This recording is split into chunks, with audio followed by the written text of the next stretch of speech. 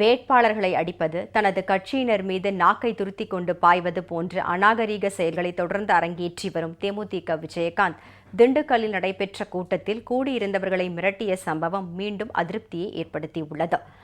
பத்திரிகையாளர்களை வாய்க்கு வந்தபடி பேசுவது, செய்தியாளர்கள் கூட்டத்தில் பாதியிலேயே எழுந்து செல்வது என தேமுதிக விஜயகாந்த் அன்றாடம் ஒரு அநாகரீக செயலில் ஈடுபடுவது வாடிக்கையாகிவிட்டது.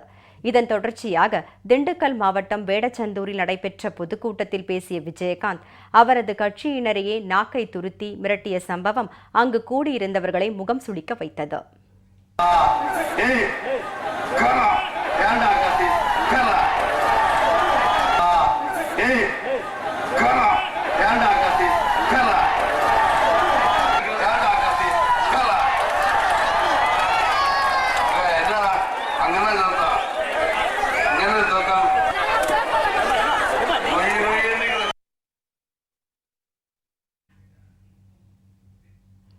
மேலும் மதுவிலக்கு பற்றி விஜயகாந்தும் அவரது மனைவி பிரேமலதாவும் பேசி வரும் நிலையில் தேமுதிக கூட்டம் நடைபெற்ற பகுதிக்கு அருகே இருந்த மதுக்கடையில் மது அருந்திய தேமுதிகவினர் உற்சாக மிகுதியால் பொதுமக்கள் முகம் சுளிக்கும் வகையில் நடனமாடிய நிகழ்வும் அரங்கேறியது.